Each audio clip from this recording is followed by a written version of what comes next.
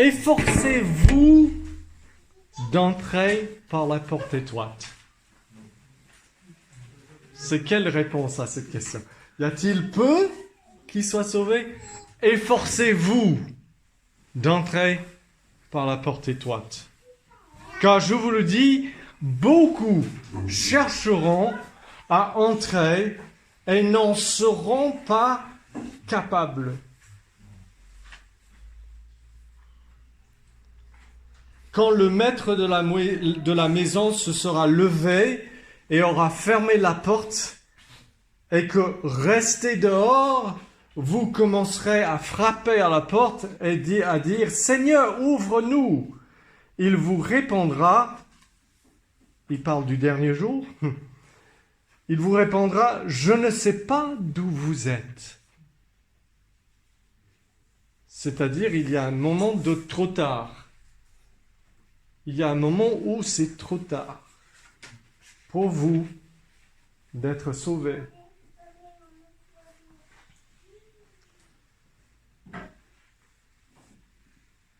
Alors, vous commencerez à dire, « Nous avons mangé et bu devant toi, Seigneur, et tu as enseigné dans nos rues. »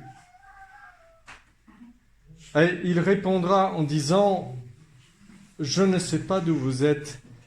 Éloignez-vous de moi, vous tous qui commettez l'injustice. » Il y aura là des pleurs et des grincements de dents. Quand vous verrez Abraham, Isaac et Jacob et tous les prophètes dans le royaume de Dieu, et que vous serez jetés dehors. Il en viendra de l'Orient et de l'Occident, du Nord et de Midi, et se mettront à table dans le royaume de Dieu. Et voici, il y a des derniers qui seront premiers, et des premiers qui seront derniers.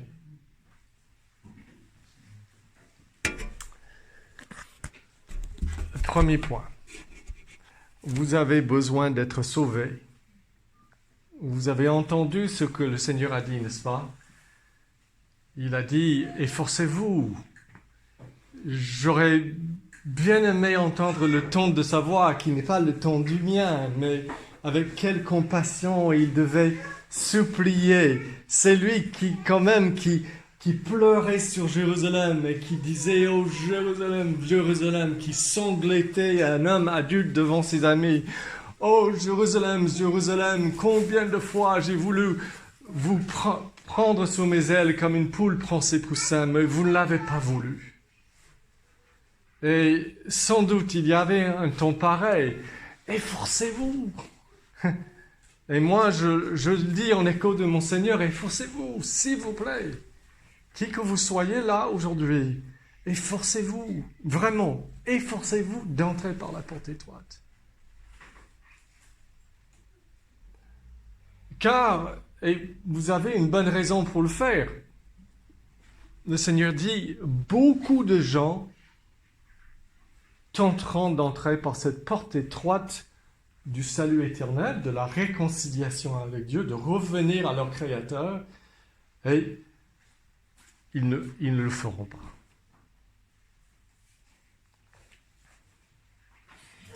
Ce n'est pas que Dieu les empêche, la porte est ouverte.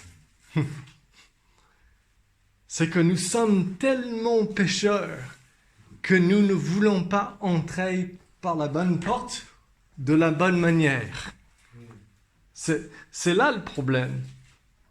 Vous avez entendu toutes les paraboles que le Seigneur a dû raconter. Je me demande, mais comment est-ce qu'il a pu faire? Comment est-ce qu'il a dû être obligé de raconter des histoires comme ça?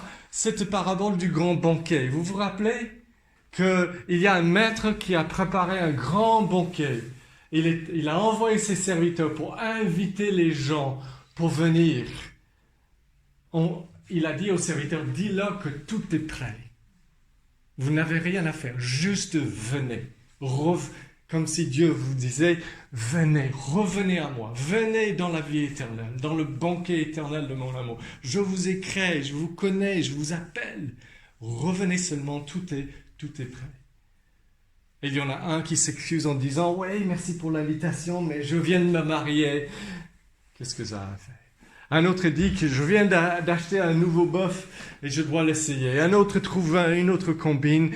Et les hommes, l'humanité, quand il y a cette bonne nouvelle que Dieu a tant aimé le monde, dit la Bible, Jésus dit, Dieu a tant aimé le monde, vous a tant aimé, qu'il a donné son Fils unique, afin que quiconque croit ne périsse point, mais qu'il ait la vie éternelle. Dieu a fait ça. Et Dieu envoie des gens comme moi, comme Steph, comme Michel, comme vous, si vous êtes chrétien, vous êtes témoins, pour vous dire de sa part, allez, venez, efforcez-vous d'entrer. Beaucoup essaieront de le faire et n'arriveront pas parce que nous sommes tellement tordus. Et je suis pasteur depuis 40 ans maintenant. Et je passe ma vie à raconter cette bonne nouvelle qui m'a transformé la vie, complètement transformé ma vie, et à dire aux gens, le salut, la vie éternelle, dit la Bible, pas moi, est un don gratuit. Je cite la Bible, le salaire du péché, c'est la mort, mais le don gratuit de Dieu, c'est la vie éternelle en Jésus-Christ. Je passe ma vie à essayer de convaincre les gens d'accepter un don de Dieu lui-même, leur créateur, un don gratuit venu de son amour, sans ficelle. Et c'est très, très dur de convaincre les gens d'entrer par cette porte-là. Si je leur disais, et vous avez 5 piliers à suivre, ils le feraient. Si je leur donne des sacrements, si je leur disais fouettez-vous et faites des pèlerinages, ils accepteraient. Mais quand je leur dis tout simplement repentez-vous d'avoir vécu sans Dieu et loin de lui, comme vous vouliez, sans égard à lui, repentez-vous tout simplement, ça veut dire j'ai eu tort de faire comme ça vis-à-vis de toi. Je reviens de cela vers toi. Repentez-vous et croyez en Christ. Mettez votre confiance en Jésus-Christ et ce qu'il a fait à la croix pour payer la peine de vos péchés. Et vous serez sauvés à l'instant. C'est comme si j'allais au marché et mes prix sont trop bas. Personne ne veut acheter chez moi parce que les prix sont trop bas. Ça, c'est le problème que j'ai vécu depuis des années et des années. Moi-même, je résistais ce message au début. Comme un fou, je résistais.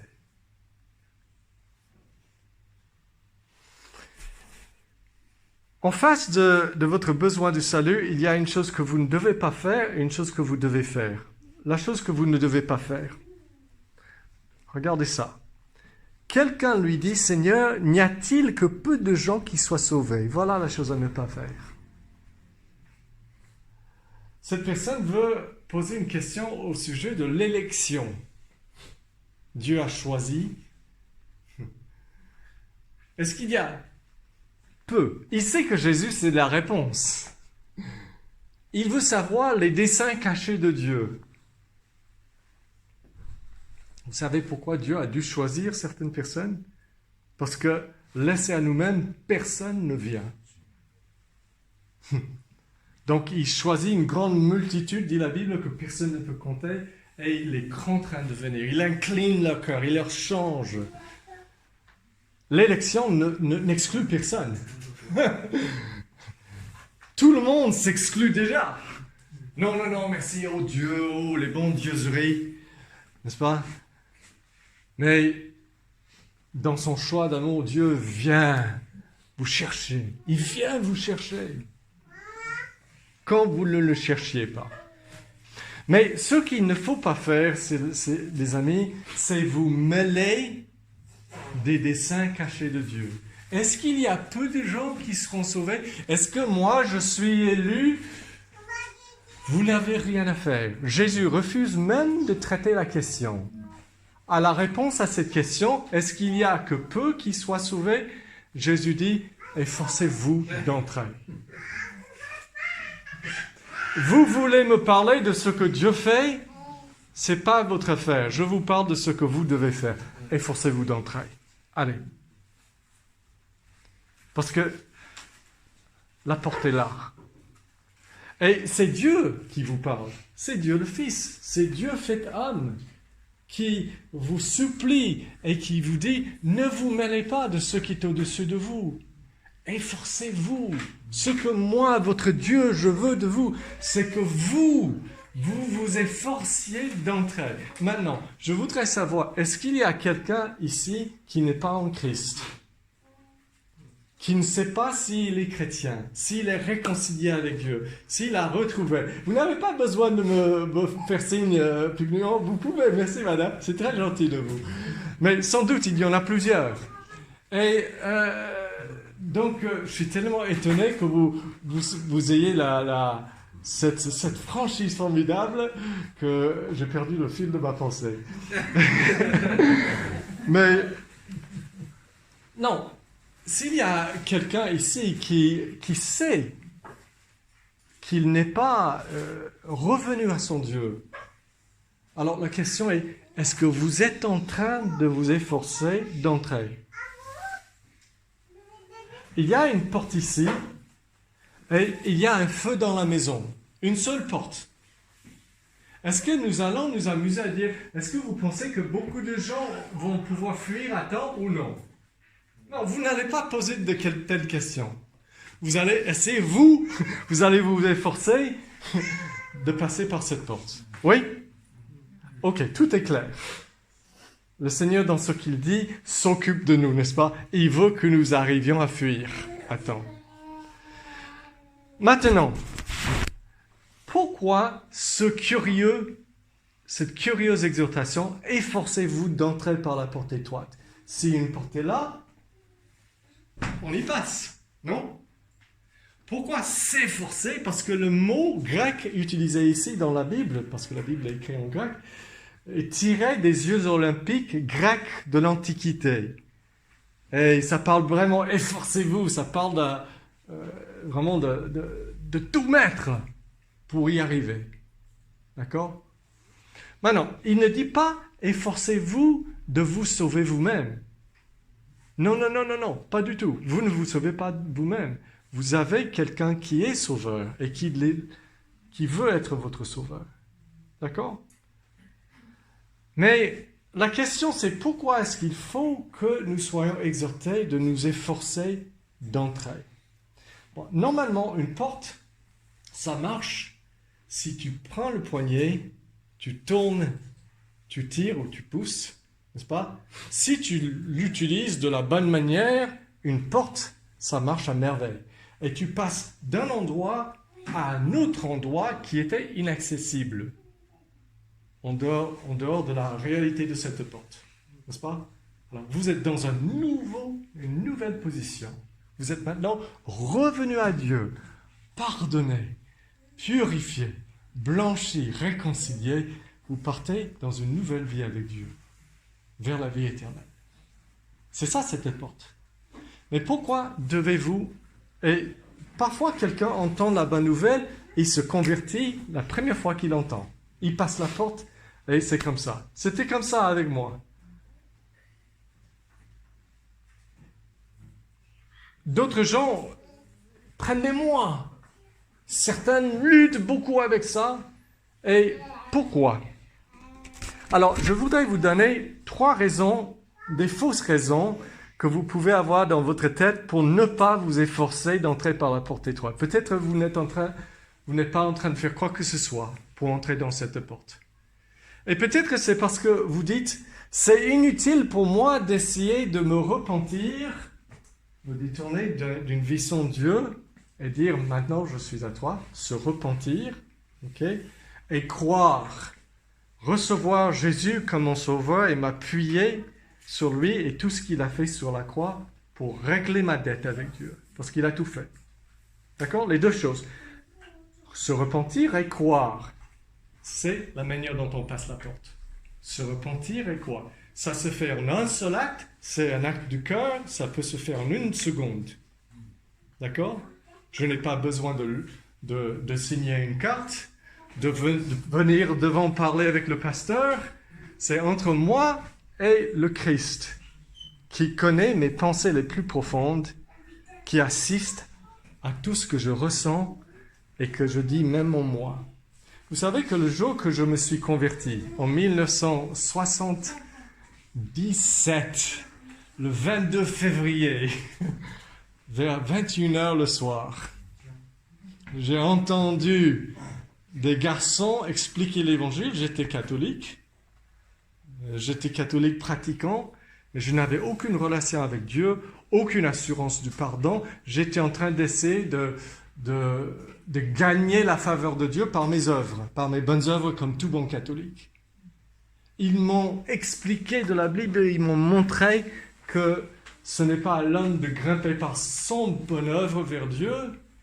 Dieu est venu vers nous en Jésus-Christ et il a fait la bonne œuvre sur la croix pour tout régler. Ça, c'est merveilleux. J'ai dit, crois? Et il a tout fait. Dans ces souffrances-là, c'était pour moi, c'était ma dette sur lui, qui pesait sur lui. Il a fait frapper pour mes iniquités sur la croix. Ah, ça change tout. Mais quel amour! C'était l'amour tellement grand, c'était effrayant. Je vous assure.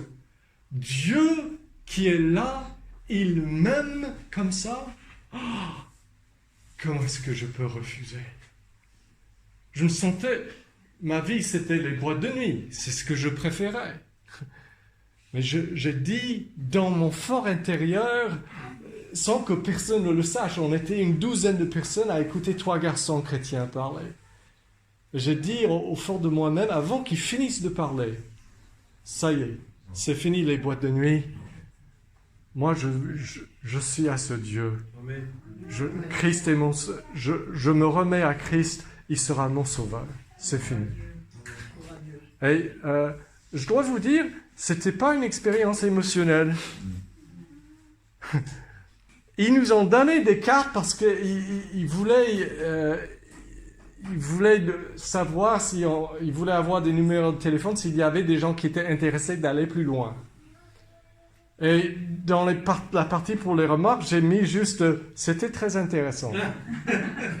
C'était très intéressant. Je venais de passer la porte de la perdition éternelle à la vie éternelle. J'étais bouleversé et j'écris « C'était très intéressant ».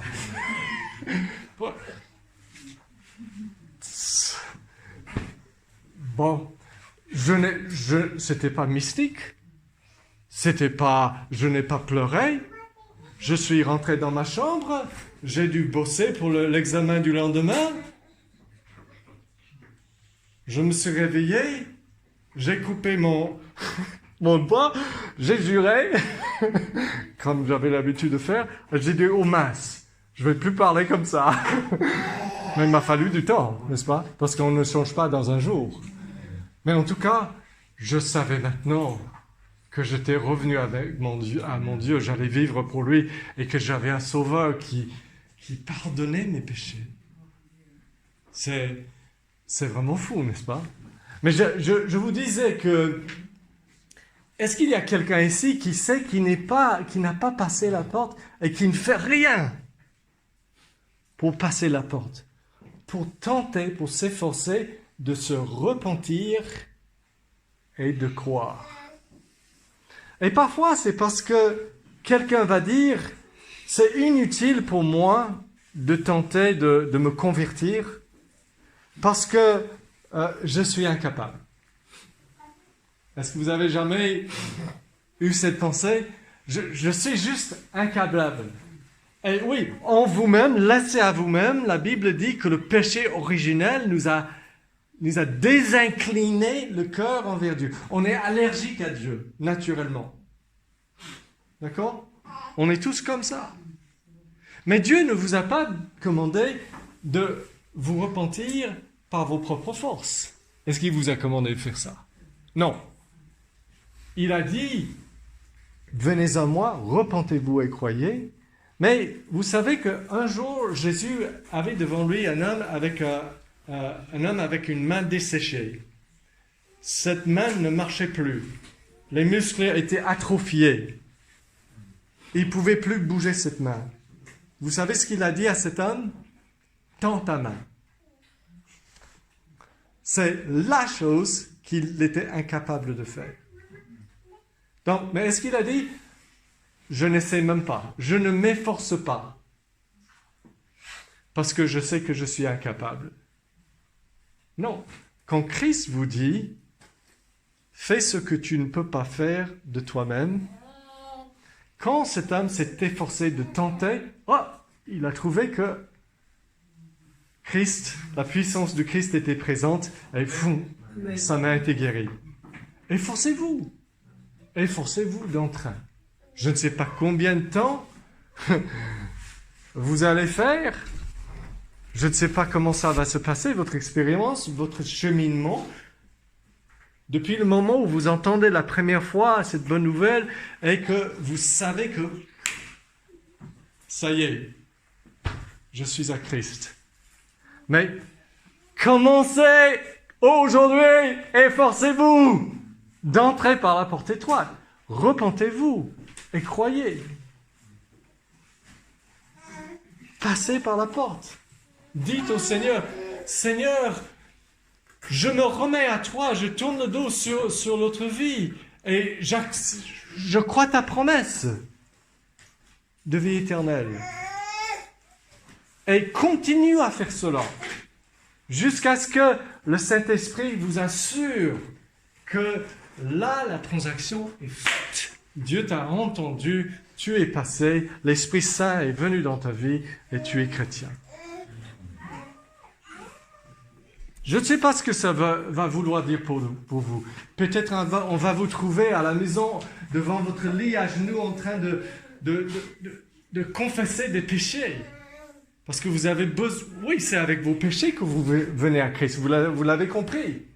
On ne vient à Christ que avec nos péchés. C'est la seule chose qui est vraiment la vôtre, qui vous appartient. Tout comme on va chez le médecin avec sa maladie, sinon on n'y va pas. Vous allez arriver à la porte, qu'est-ce que vous avez, monsieur? Je n'ai rien. Non, je n'accepte que des gens avec des maladies. Venez avec une maladie ou ne venez pas. Venez avec vos péchés ou ne venez pas. Si vous êtes bon, vous pensez que vous êtes bon, ne venez pas à Jésus-Christ. C'est un sauveur des pécheurs. C'est formidable, n'est-ce pas?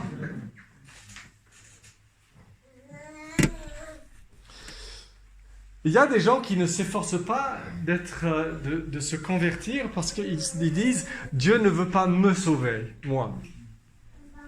Je sais qu'il sauve d'autres, mais il ne veut pas me sauver. » Les amis, la Bible dit que Dieu a tant aimé le monde. Et ça, c'est le monde de tous les hommes. Il a tant aimé le monde et ceux qui y habitent, qu'il a donné son Fils unique, afin que quiconque croit ait la vie éternelle. L'apôtre Paul a dit dans la première épître de Timothée que nous devons prier pour tous les hommes, parce que Dieu désire que tous les hommes arrivent au salut. La Bible nous dit que Dieu ne désire la mort de personne, mais plutôt que le pécheur se répande. Dieu ne se plaît dans la perdition de personne. Je vous ai dit tout à l'heure que quand il était arrivé sur cette colline au-dessus de Jérusalem, et il pleurait parce que il savait que certains des Juifs dans cette ville allaient le crucifier, allaient le rejeter, allaient finir à l'enfer, allaient rejeter le vrai Dieu pour toujours. Et il en pleurait. Et il a dit, combien de fois, moi j'ai voulu vous prendre sur mes ailes, mais vous ne l'avez pas voulu. Moi j'ai voulu, mais vous ne l'avez pas voulu. Et c'est toujours le problème. Dieu veut te sauver, toi. Si tu n'es pas sauvé, c'est toi qui ne l'as pas voulu. Parce que franchement, la porte est ouverte. Et l'invitation, même le commandement, parce que Dieu vous commande. Il est dit dans le livre des Actes que Dieu commande maintenant à tous les hommes en tout lieu de se repentir. Ça ne peut pas être plus clair. Vous êtes inclus. Votre Dieu dit, allez, faites, revenez à moi.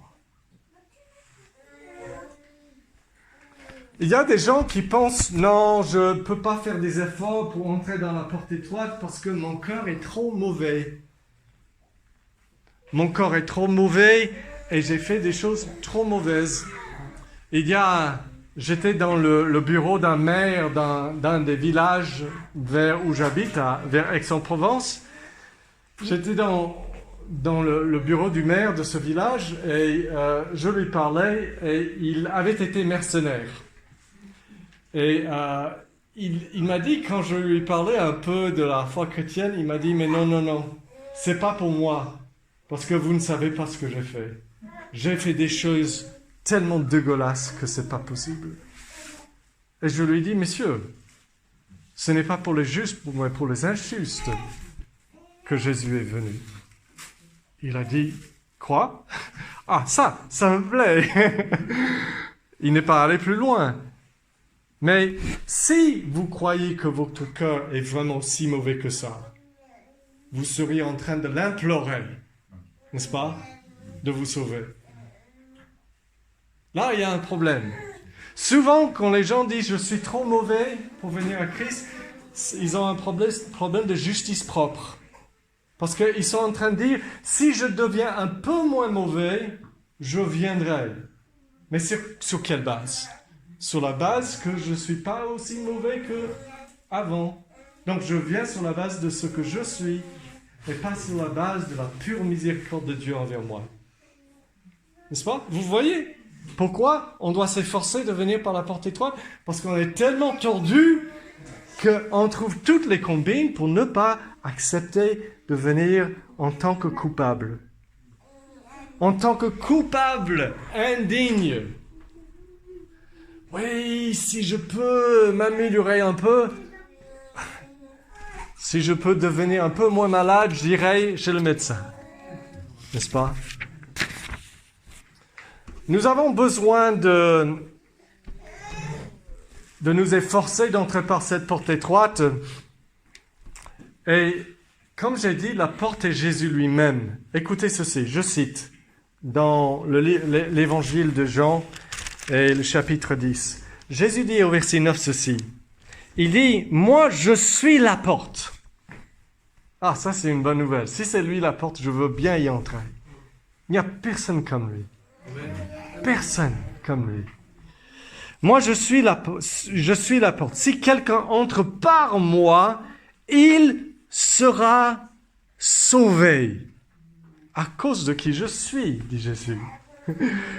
Et il entrera et sortira et trouvera des pâturages. Il sera comme une brebis mise au large. C'est bien, n'est-ce pas? Mais parfois, nous prenons mal avec la porte, avec Jésus. Par exemple, par rapport à la repentance, nous avons des problèmes. Par rapport à la foi, nous avons des problèmes. Est-ce que vous avez eu ce problème par rapport à la repentance? Parfois, les gens pensent que la repentance, si je dois me repentir pour me convertir, ça veut dire que je dois m'arrêter de pécher. Ils pensent que la repentance, c'est s'arrêter de pécher. Donc, vous voyez ce que ça veut dire? Quelle folie! Ça veut dire, si je dois me repentir pour passer la porte, je dois me repentir, arrêter de pécher avant de pouvoir devenir chrétien. Non, c'est en devenant chrétien que vous allez pouvoir ne plus pécher autant que Dieu va commencer à vous changer. Mais vous n'arrêtez pas d'être malade avant de venir chez le médecin. N'est-ce pas? La repentance, ce n'est pas un appel à arrêter de mentir, d'être injuste, etc. La repentance est une intention. Cette intention dit... J'ai vécu dans la fraude, j'ai vécu dans l'immoralité sexuelle, J'ai vécu dans un égoïsme pas possible. J'ai vécu dans un autonome. Moi, je faisais à ma tête. J'étais mon seul maître. Et ainsi, j'ai péché contre toi parce que tu m'as fait pour toi-même. Et me repentir, c'est cette intention maintenant, cette intention qui dit, alors Seigneur, prends-moi, éloigne-moi de cette vie que j'ai eue auparavant. Ce n'est pas moi qui promets de ne plus vivre comme ça, c'est moi qui dis, Seigneur, je ne veux plus cette vie à partir de maintenant.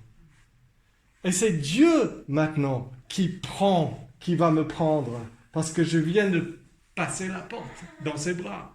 Et c'est lui qui va changer mon cœur, incliner mes désirs dans un autre sens. Et je vais me retrouver avec de nouveaux désirs. Mais tu ne peux pas dire, je ne peux pas venir à Christ jusqu'à ce que j'arrête de pécher. Non. Je viens à Christ pour que je ne pêche plus. Venez à lui tel que vous êtes. Encore, parfois les gens pensent plus subtilement que la repentance est un acte qui doit être parfait.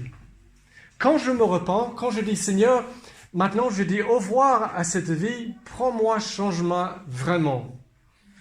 Ils pensent que il faut que il n'y a rien qui soit laissé derrière, que j'ai oublié, que j'étais pas complètement sincère, machin.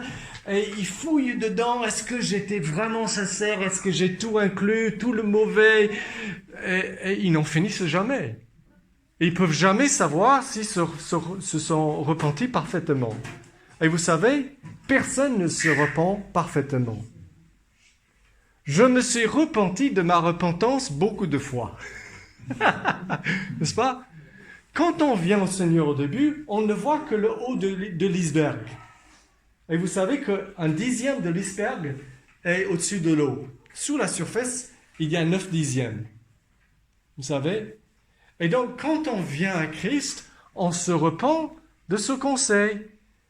Prenez Zachée. Zachée, l'homme le plus mauvais de sa vie, un fraudeur, un collecteur d'impôts qui avait fraudé beaucoup de gens. Et quand Jésus passe par cette ville, il voit Zachée dans un arbre. Il a grimpé, il était petit, il voulait voir Jésus, il ne l'avait jamais vu. Et Jésus dit, Zachée, descends vite, je dois rester chez toi ce soir. Ah. Et Zachée descend, et il sait que c'est pas simplement une invitation à accueillir Jésus dans sa maison, il sait que c'est une invitation au salut. Il sait, je dois rester chez toi. Personne ne veut avoir affaire avec toi, tout le monde te déteste, pas moi. Je vais te changer. Et donc, il descend, et il dit, Seigneur, si j'ai fait de tort à qui que ce soit, je rembourse le double. Il dit 4 fois. Et je donne la moitié de mes biens aux pauvres. Mais Zachée, il est juste sur le début. Il va voir plein de choses après auxquelles il n'a pas pensé à ce moment-là, qu'il faut donner au Seigneur. Mais il est déjà passé dans la porte parce que Jésus lui dit, aujourd'hui le salut est entré dans cette maison. N'est-ce pas? Venez simplement. Dites au revoir à la vie passée, avec tremblement, avec peur, avec vos hésitations, mais confiez-vous entre les mains de votre Dieu qui vous a fait. Venez seulement. Il ne va pas vous demander de devenir moine. La plupart des choses que vous allez faire, c'est ce que vous avez fait jusqu'ici. Vous allez vous lever, vous allez travailler, vous allez avoir des amis, vous allez faire des randonnées, vous allez... N'est-ce pas? Mais tout va changer parce que la manière dont vous faites tout cela est maintenant différente. Parce que vous appartenez à Dieu, vous vivez ça avec lui et vous avez un but pour le glorifier et le servir.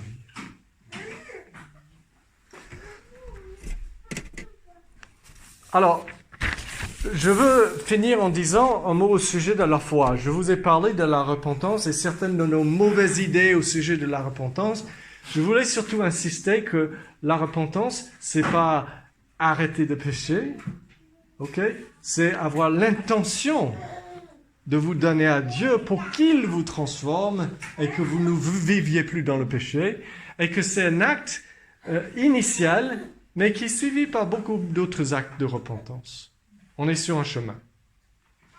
Mais la foi c'est quoi? La foi, parfois les gens n'arrivent pas à passer la porte et à venir à Christ parce qu'ils pensent que la foi c'est un sentiment. Je n'ai rien senti. Donc, est-ce que je suis devenu chrétien? Ils pensent que la foi, c'est un sentiment que quelque chose vient de m'arriver. C'est bizarre comme conception de foi, n'est-ce pas? Quand vous demandez à quelqu'un, est-ce que, là, je ne peux pas aller à l'école chercher mon enfant, est-ce que tu peux aller pour moi? Et la personne très fiable que vous connaissez hyper bien dit, ne vous en faites pas, j'y vais tout de suite. Ok? Quand vous mettez votre foi, quand vous mettez votre confiance dans cette personne, est-ce que vous avez un sentiment, une émotion que quelque chose vient de vous arriver? Non. La foi, c'est juste se fier à quelqu'un de fiable qui vous fait une promesse. Et qui est fiable? Et le Seigneur vous dit, venez à moi, vous qui êtes chargés et fatigués d'un fardeau lourd, et je vous donnerai de repos. La foi, c'est prendre Dieu à mot, à sa parole. La Bible dit, Jésus dit, je suis le pain de vie, celui qui croit en moi aura la vie éternelle. Celui qui croit en moi, il dit, si quelqu'un vient à moi, je ne le mettrai pas dehors. Et tout cela, c'est une promesse qui vous appartient. Et maintenant, vous prenez Dieu à mot et vous refusez d'appeler Dieu un menteur. Vous refusez d'appeler Jésus-Christ un menteur. Le Christ a dit, et il est vérité et vie. Et donc, quand vous avez des doutes, dites que je refuse ces doutes. Ça, c'est des intrus. Ce n'est pas moi, je ne les veux pas, donc ça peut pas être à moi, si je ne le veux pas. Je me confierai en l'Éternel. Je vais me confier en Christ. Je m'appuie sur Christ. Il a dit, croyez en Dieu, croyez en moi. Et donc, la foi n'est pas un sentiment, c'est prendre Dieu sur parole. Maintenant, je suis d'accord. Une fois que vous êtes chrétien et que vous prenez Dieu sur parole et que vous croyez, parfois vous avez des expériences qui sont émotionnelles, n'est-ce pas? On est ému de savoir qu'on est sauvé, que Dieu m'a aimé, qu'il m'a pardonné, qu'il m'a donné la vie éternelle, que je ne suis plus loin de lui, mais qui, même malgré mes péchés de tous les jours, j'en commets encore, mais il me ramasse, parfois il me châtie, mais il me pardonne, il me lave, il me prend dans ses bras. Et oui, il y a des expériences émotionnelles, mais passer la porte, comme moi, le jour que j'ai écrit, c'était très bien. C'était pas émotionnel. J'ai cru. J'ai vu, il a dit ça. J'ai vu, Christ a dit, voici, je me tiens à la porte et je frappe. Si quelqu'un ouvre la porte, j'entrerai chez lui. J'ai dit, ok, j'ouvre la porte. Parfois, les gens n'arrivent pas à passer la porte parce que ils pensent que la foi, c'est convaincre Jésus de faire quelque chose pour moi. Convaincre Jésus de me sauver. Donc j'essaie de croire très fort, comme si c'est ce que moi je fais qui va pousser Jésus à devenir mon sauveur. C'est exactement le contraire. Christ est à la porte en train de frapper. Et il dit, ouvre. Et tout ce que vous faites, c'est il est dedans. Ouais? Vous n'avez pas à convaincre quelqu'un vient chez vous. Il frappe à la porte. Allez, vous êtes là? Vous n'allez pas dire, oh, venez entrer, s'il vous plaît, entrez. Non, la personne veut déjà entrer. Vous faites, allez, c'est fait. Vous voyez? C'est bizarre comment nous compliquons le truc. Et nous ne passons pas par la porte. Alors, ouvrez seulement. Christ est... Le Seigneur ne va pas vous donner plus que l'évangile. Ok? L'évangile est là. L'évangile est un message, c'est une bonne nouvelle. Cette bonne nouvelle dit que Jésus a tout payé sur la croix. Il a réglé tout ce qui concerne tout ce que vous avez fait de mal et que vous ferez de mal. Il a supporté ça, il en a payé la peine. Et il vous dit, vous venez à moi.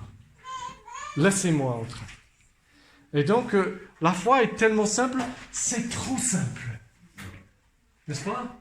Et c'est pourquoi je crois, je vais m'arrêter là maintenant, mais je dois vous dire ça.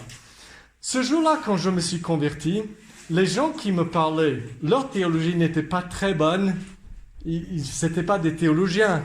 Et une raison pour laquelle ils donnaient cette carte, c'est que eux, ils pensaient qu'il fallait passer par une démarche visible afin de passer la porte. Donc, à la fin de leur petit discours, qui était très bien, ils ont dit, OK, si vous voulez recevoir Christ comme votre sauveur, vous répétez cette prière. Seigneur Jésus, j'ai besoin de toi, n'est-ce pas? Et ils ont prié cette prière, mais je vous assure, avant d'arriver à cette partie de la soirée, j'étais déjà converti. Le moment où, dans mon cœur, j'ai dit, ça y est. Là, je ne pars pas d'ici sans lui. Ça, c'était la repentance et la foi. J'avais pas besoin de signer une carte, de prier une prière. Vous voyez, la foi est une chose tellement simple, boum. C'est un oui du cœur. C'est tout. C'est juste formidable. C'est un oui du cœur. Mais qui est tellement grand, ça réverbère. C'est un oui qui envoie des ondes dans la vie passée, qui est quitté. N'est-ce pas? On est au Seigneur. Ok, j'avais plus de choses à dire, mais j'ai trop parlé déjà. Donc, je crois que nous allons nous arrêter là. Mais ce qui est important, c'est que vous, efforcez-vous d'entrer par la porte étroite. Lisez l'Évangile. Lisez l'Évangile de Jean. Lisez pour vous-même. Questionnez-vous profondément. Dites-vous en vous-même, est-ce que je suis vraiment venu à Christ en quittant ma vie passée? Est-ce que ma confiance est en lui et lui seul? Pas dans ma bonté, pas dans le fait que je suis assez bon pour que Dieu m'accepte. Non, je veux que Dieu m'accepte de manière ridicule. C'est-à-dire, normalement, il ne devrait pas, mais il le fait. Parce que c'est ça qui le glorifie. Sa grâce est tellement grande qu'il sauve et récupère et réconcilie des gens comme nous. C'est comme ça qu'il veut faire. Est-ce que je fais confiance au Dieu de grâce qui m'aime tel que je suis, mais qui ne va pas me laisser tel que je suis? Que le Seigneur vous bénisse et que chacun entre par la porte étroite. Elle est toute ouverte. Amen.